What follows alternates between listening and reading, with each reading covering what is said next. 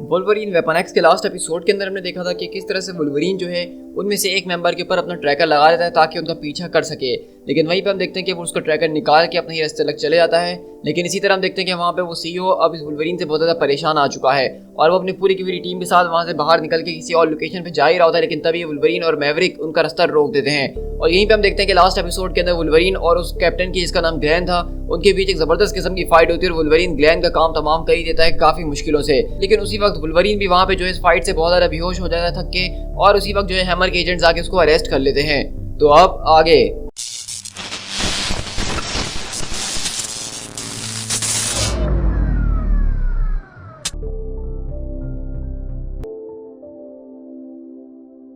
तो इसी तरह हम लोग यहाँ से एक रूम के अंदर शिफ्ट होते हैं जहाँ पे लोगन को एक कुर्सी से बांध के बैठाया हुआ है और वो कहती है तो फाइनली तुम जाग चुके हो।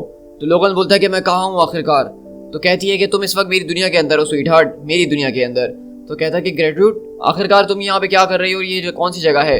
ये उन जगहों में से है जिसका कोई वजूद ही नहीं है।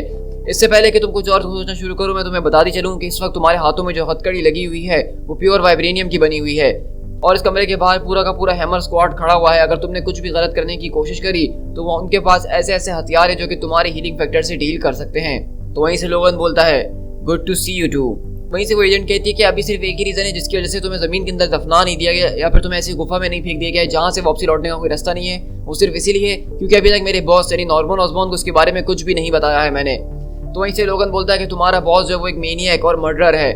तो वहीं से कहती है कि अच्छा और तुम्हारे हिसाब से तुम क्या हो फिर, क्या तुम्हें कोई आइडिया है कि आखिरकार तुम क्या करने की कोशिश कर रहे हो। अमेरिका के अंदर इस वक्त इस तरह के बहुत ज्यादा लोग मौजूद हैं, बहुत ही इंपॉर्टेंट लोग जो कि चाहते हैं कि ब्लैक गार्ड जो है सक्सीड कर जाए और तुम अगर ब्लैक गार्ड को हरा दोगे तो उसके जरिए तुम बहुत ही ज्यादा अमीरों को जो है पेस ऑफ कर दोगे, उनका दिमाग खराब कर दोगे क्योंकि वो उस वक्त ब्लैक गार्ड की साइड के ऊपर हैं। तो वहीं से लोगन बोलता है कि अच्छा चलो बहुत अच्छी बात है, जल्दी से एक काम करो कि तुम मुझे उनके नाम दे दो कि वो कौन कौन से लोग हैं, मैं खुद जाके उनसे माफी मांग कर आ जाता हूँ।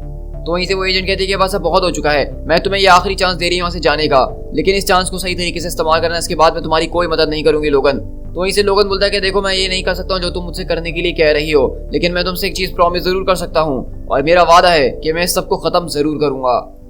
और इसी तरह हम देखते हैं कि वो एजेंट लोगन की तरफ घूर घूर के देख रही होती है और वो उसको वहां से जाने दे देती है और कहती है कि ना मैं तुमसे कभी मिली हो, ना ही मैंने तुम्हें कभी देखा है और ना ही तुम इस जगह के बारे में कुछ जानते हो, हम दोनों आज से पहले कभी नहीं मिले। तो वहीं से लोगन बोलता है कि मैं समझ गया तुम्हारी बात एजेंट जैक्स, तुमसे मिलके हमेशा ही अच्छा लगता है। और इसी तरह देखते हैं कि वहाँ बाहर जो है मैवरिक गाड़ी के अंदर उसका इंतजार कर रहा होता है और वो एजेंट गुस्से में जोर से दरवाजा बंद कर देती है। तो वहीं से मैवरिक बोलता है क्या उसने मेरे बारे में कोई जिक्र करा। तो लोगन बोलता है कि खामोश बैठो और चुपचाप ड्राइव करते रहो, वो आदमी आखिरकार कहाँ है जिससे मैं लड़ रहा था। तो मैवरिक बताता है कि उसको हैमर के लोग ले गए हैं और वो सीईओ वो भी वहां से निकल के भाग चुका है, लेकिन वो लोग निकल के गए तो गए कहाँ। तो मैवरिक बताता है कि वेल मैं और by the way thanks for asking.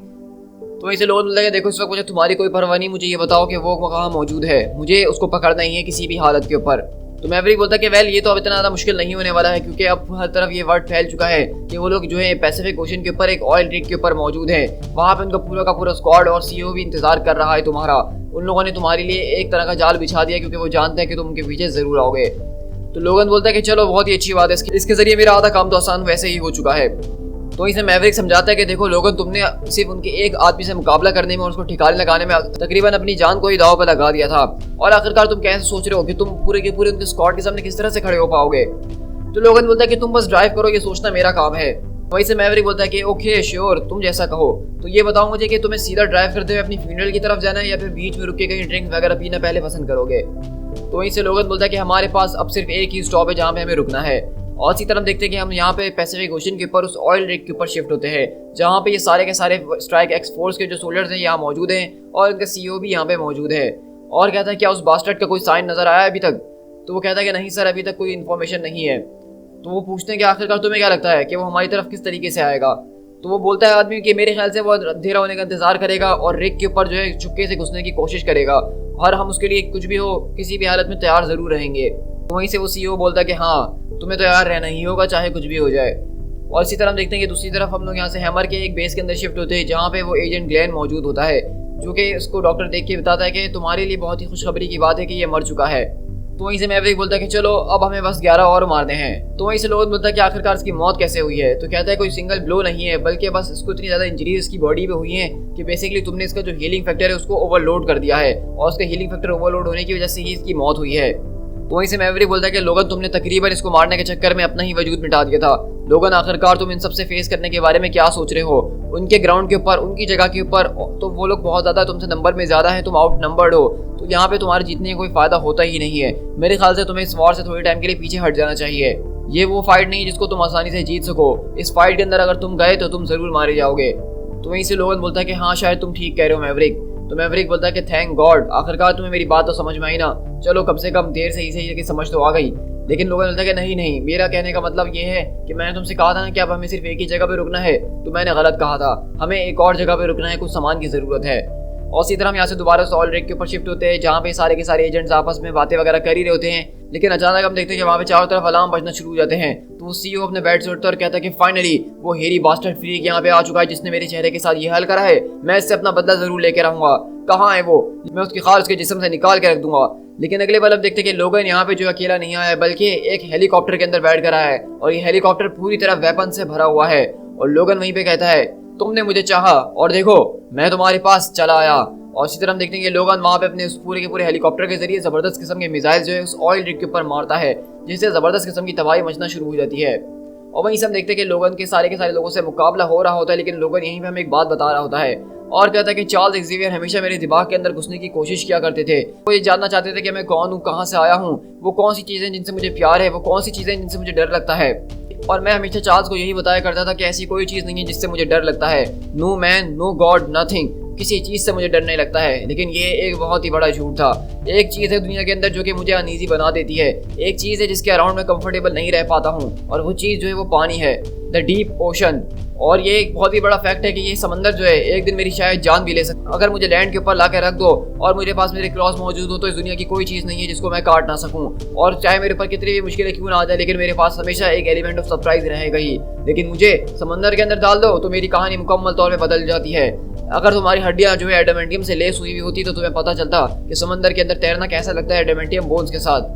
मुझे एक बार अगर समंदर में डाल दिया गया तो मैं बहुत ही ज़्यादा वनरेबल हो जाऊंगा। मुझे एक बार समंदर में डाल दिया तो उसके बाद मैं किसी और आम शख्स की तरह जो वहाँ पे डूब के मर जाऊंगा। और इसी तरह हम देख रहे हैं कि बेसिकली लोगन आज हमें एक बहुत ही बड़ी बात बता रहा है कि उसको समंदर से डर लगता है, क्योंकि समंदर एक ऐसी चीज़ है जो कि उसकी कभी जान ले सकती है। क्योंकि आप समझ ही सकते हैं कि एक आम इंसान के लिए तैरना वो एक अलग बात होती है, लेकिन एक आदमी जिसकी हड्डियों का वजन ऑलरेडी पहले से बढ़ चुका है क्योंकि वो एडामेंटियम की बन चुकी हैं, तो उसके लिए अपने आप को तैरते रखना हमेशा के लिए वो बहुत ही ज़्यादा मुश्किल काम हो सकता है। और इसी तरह हम देखते हैं कि यहाँ पे वो जो एक एजेंट होता है वो आके लोगन के हेलीकॉप्टर को बर्बाद कर देता है, और वो दोनों जो है वहाँ पे क्रैश लैंड करते हुए किनारे के ऊपर पहुँचते हैं। लेकिन वहीं पे लोगन आता है और उस एजेंट को पकड़ के उसका पानी के अंदर मुंह डाल के उसकी जान ले लेता है, और कहता है कि मेरी नज़र में सबसे खतरनाक किस्म की मौत यही है जो कि एक आदमी के लिए सबसे बुरी हो सकती है। ना कोई बड़ी एक्सप्लोजन, ना ही कोई ग्रैंड बैटल, बस थोड़ा सा पानी और स्प्लैशेस के अंदर आपकी मौत हो जाए। मुझे तो ऐसा लगता है कि जो लोग समंदर के जरिए मरते हैं उनके लिए एक अलग ही जहन्नुम होगा, और इस बात की मुझे खुशी है कि उस जहन्नुम को आज मैंने काफ़ी भर दिया होगा। और इसी तरह हम देखते हैं ये लोगन वहाँ पे सारे के सारे जो काम तमाम करके चले जाता है। और यहीं अगले पल न्यूज़ के अंदर बताया जा रहा होता है कि ब्लैक गार्ड को जो है गवर्नमेंट का कॉन्ट्रैक्ट नहीं मिला है, और अचानक से सारे के सारे ब्लैक गार्ड के शेयर जो है वो बहुत ही ज़्यादा ज़मीन पर आ चुके हैं और अब उसकी कोई वैल्यू नहीं रही है। और इसी तरह देखते हैं कि गार्डनर ये बैठ के सब कुछ सुन रही होती है और काफ़ी ज़्यादा खुश हो रही होती है। और यहीं से हम लोग ब्लैक गार्ड के ऊपर शिफ्ट होते हैं उसकी कंपनी के अंदर, जहाँ पे हम देखते हैं कि यहाँ पे एजेंट जैक और मैवरिक मौजूद हैं, और यहाँ पे सारी की सारी स्ट्राइक फोर्स एक्स की जो फाइल्स होती हैं उसको वो डिलीट कर रही होती है। तो वहीं से मैवरिक बोलता है क्या तुम इस बारे में श्योर हो? तो वो कहती है कि हेल, हमें आखिरकार जो करना था हमने आखिरकार कर ही लिया ना, अब हमें इनको रोकना तो होगा ही, तो अब तुम क्यों पीछे हटना चाह रहे हो? तो वहीं से बोलता है कि नहीं ऐसी बात नहीं है, हमने इस वक्त जो है ब्लैक गार्ड के सारे ब्लूप्रिंट्स को इरेज कर दिया है, वो लेजर क्लॉज बनाने का, सुपर सोल्जर्स बनाने के सारे तरीके बर्बाद कर दिए हैं, तो मुझे लगता है कि हमारे लिए एक जीत ही हो गई है। लेकिन वहीं से मैवरिक बोलता है कि तुम मेरे साथ क्यों नहीं चलती हो ग्रेट्यूड, तुम यहाँ पे काम करिए नॉर्मन ऑसबॉर्न के लिए, वो एक बहुत ही बड़ा मेनियक है और वो तुम्हारा पीछा कभी नहीं छोड़ेगा, तुम्हें मेरे साथ चलना चाहिए, हम दोनों हमेशा के लिए खुश रह सकते हैं। लेकिन वहीं पे वो कहती है कि हमने इसको एक बार पहले भी ट्राई करा है मैवरिक, तुम जानते हो ना, और चीज़ें ठीक तरीके से काम नहीं कर रही थी, तुम बस मेरी परवाह मत करो, तुम यहाँ से चले जाओ, मैं अपने आप को खुद संभाल लूंगी। लेकिन अगले बार हम यहाँ से शिफ्ट होते और एजेंट जैक को कोई कपड़ा डाल के यहाँ पे लेकर आ गया है, और वो कहती है कि आखिरकार मैं कहाँ हूँ और ये तुम लोग क्या कर रहे हो मेरे साथ? तो वहीं से आवाज़ आती है कि agent Jax, you are nowhere, और अब हमेशा के लिए तुम यहीं पर रहने वाली हो, अब तुम्हारे बारे में कोई नहीं जान पाएगा।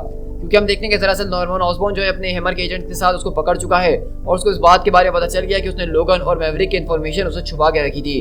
और इसी तरह अगर हम लोग यहाँ से उस आइलैंड के ऊपर शिफ्ट हो तो हम देखते हैं कि यहाँ पे ये जो सीईओ है ये अभी भी जिंदा है, लेकिन इस वक्त ये अकेले आइलैंड के ऊपर मौजूद है जहाँ पे दूर दूर तक किसी का नाम और निशान नहीं है।